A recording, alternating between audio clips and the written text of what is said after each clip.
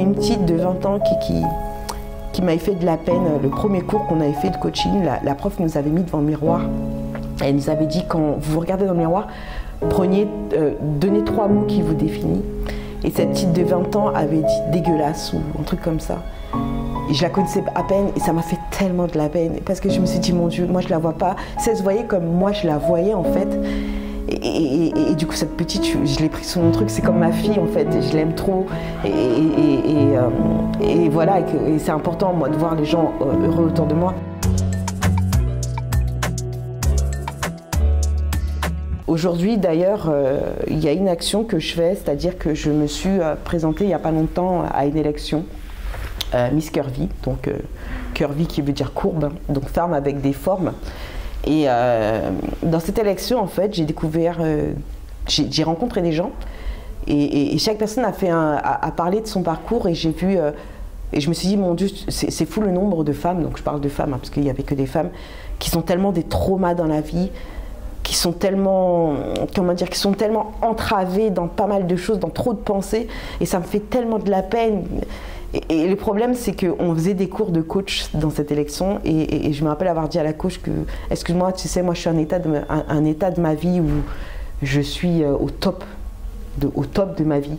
Et je ne suis plus dans ces traumas, je suis sortie de ces traumas et je m'ennuyais un peu dans ces cours parce que je me disais, ça m'amène plus parce que moi ce coach, je l'ai fait moi-même toute seule. Mais il y avait une petite de 20 ans qui m'avait fait de la peine. Le premier cours qu'on avait fait de coaching, la prof nous avait mis devant le miroir. Elle nous avait dit, quand vous vous regardez dans le miroir, donnez 3 mots qui vous définissent. Et cette petite de 20 ans avait dit dégueulasse ou un truc comme ça. Et je la connaissais à peine et ça m'a fait tellement de la peine. Parce que je me suis dit, mon Dieu, moi je la vois pas. Si elle se voyait comme moi je la voyais en fait. Et du coup, cette petite, je l'ai pris sur mon truc, c'est comme ma fille en fait, je l'aime trop. Et voilà, et c'est important moi de voir les gens heureux autour de moi. Et du coup, j'ai rencontré des filles dans ce parcours avec qui j'ai beaucoup lié d'amitié et on a décidé d'un projet commun. Parce qu'on a vu hein, qu'il y avait des filles qui avaient ce souci en fait de s'accepter elles-mêmes avec leurs défauts et qui avaient des problèmes de confiance en soi. Donc on a décidé de lancer un projet, c'est de faire des cours de catwalk. Alors pour ceux qui ne savent pas c'est quoi le catwalk, c'est la démarche de défilé de mode. Mais le catwalk aussi, ça veut dire aussi savoir marcher sur des talons. Et en fait, on mélange dans ces sessions des cours pour apprendre à marcher sur des talons et des cours de danse pour te permettre de booster ta confiance en toi, de t'apprécier toi-même, de développer toute cette puissance féminine que tu as en toi. Et voilà, et toujours dans ce souci dans le non-jugement, dans la bienveillance, dans la sororité, dans le partage et surtout dans l'aide en fait, je ne sais plus comment on dit ça exactement. Et voilà, et c'est quelque chose qu'on vient de lancer, c'est quelque chose on tient vraiment à ce que ce projet marche. Parce que peut-être que tu dis, bon, moi je ne vais jamais faire un défilé, donc ça ne me sert à rien, mais en fait non, pas du tout. Moi, dans mon cas, les talons, marcher sur des talons, savoir marcher sur des talons et me sentir puissante sur les talons, ça, vous savez pas le pouvoir que ça crée en moi. Et je me rappelle de la phrase, je ne sais plus qui disait ça, je ne sais plus si c'était Yves Saint Laurent ou autre, qui disait « Donne à une femme des talons et elle conquérera le monde ». Et moi, cette phrase, elle marche trop en moi et c'est la vérité. Et même si tu ne mets pas des talons tous les jours pour aller travailler, on s'en fout en fait. Juste le fait de se sentir sur des talons, de se sentir belle, de se sentir surpuissante, de se sentir Wonder Woman, la paix du cœur que ça crée et l'acceptation de soi que ça crée, c'est énorme en fait. Et donc ce projet, on vient de le mettre en place. Donc on a déjà fait une session il n'y a pas longtemps et on va en faire d'autres. Et donc j'invite chaque femme qui veut faire la paix avec soi-même, qui veut faire sortir toute la femme fatale qui est en elle, gagner en confiance, être sûre d'elle, de suivre ses cours. Donc, voilà. Très inspirante ton parcours. Selon toi, pourquoi certaines personnes perdent confiance en eux? Alors, le pouvoir des mots, la société, les didactes, ce qu'on t'impose, les réseaux sociaux aussi ont une énorme responsabilité dans ça. Parce que quand tu scrolles, maintenant comme la chirurgie esthétique c'est devenu banal, c'est banal, t'as plus vraiment des gens vrais en fait sur les réseaux. Et c'est vrai que les réseaux c'est vraiment une vie de paraître. Et puis tu as des grosses têtes comme Kim Kardashian ou autres voilà quoi, qui ont imposé des standards de beauté. Toutes les petites, et moi ça me fait de la peine parce que maintenant toutes les petites dès 16 ans, 15 ans se réfèrent à ce genre de personnes pensant que c'est la normalité, pensant que c'est la base qu'il faut respecter pour être accepté.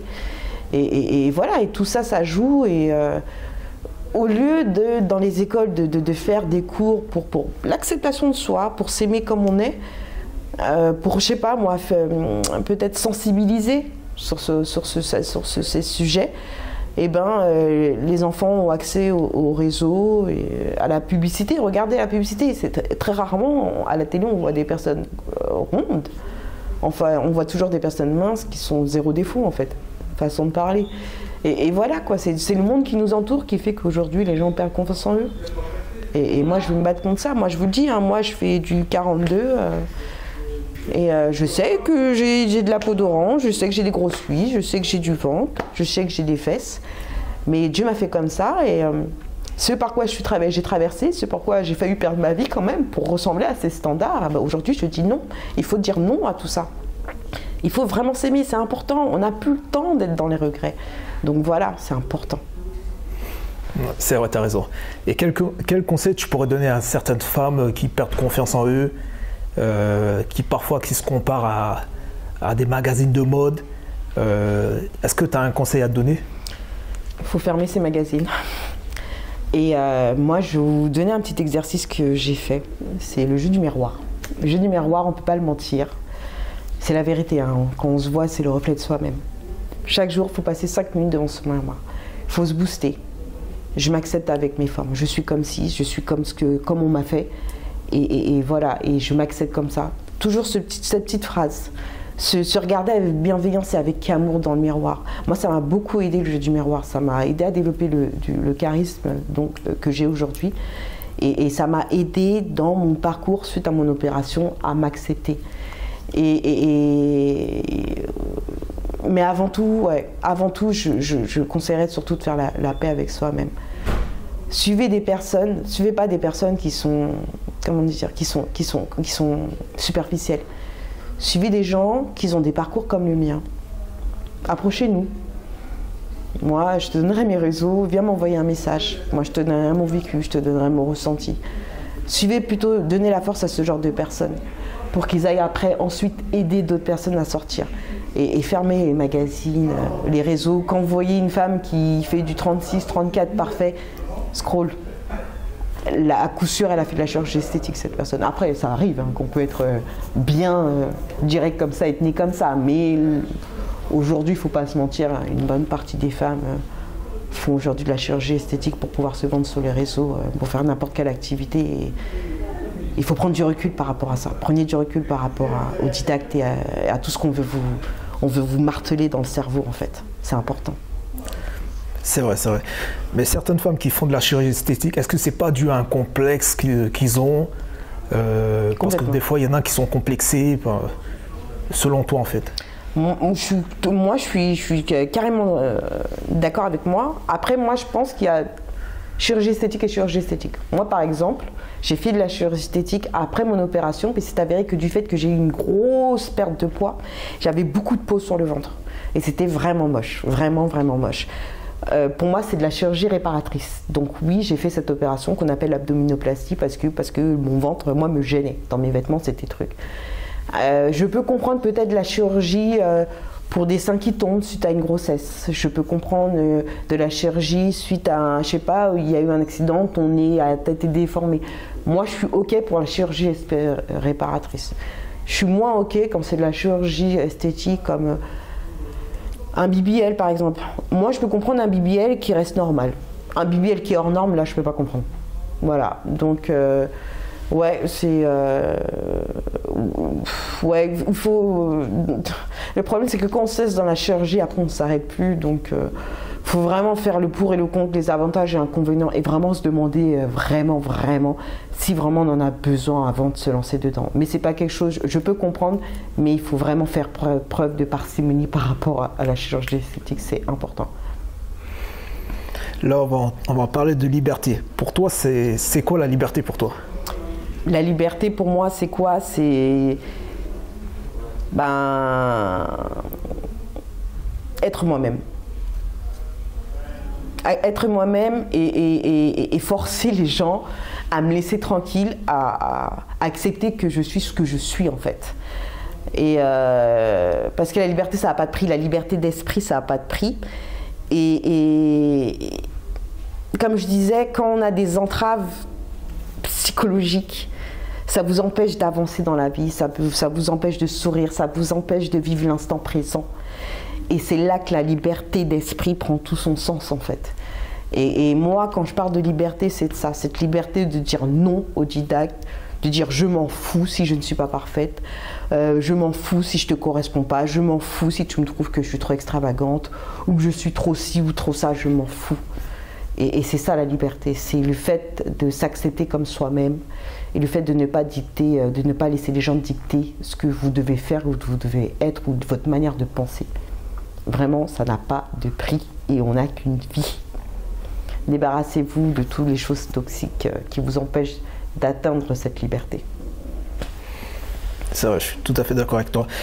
Tu parlais de vivre l'instant présent. Est-ce que c'est facile de vivre l'instant présent? Ce n'est pas facile. Je ne suis pas parfaite dans ça. Il m'arrive de ne pas du tout vivre l'instant présent et je regrette beaucoup d'ailleurs.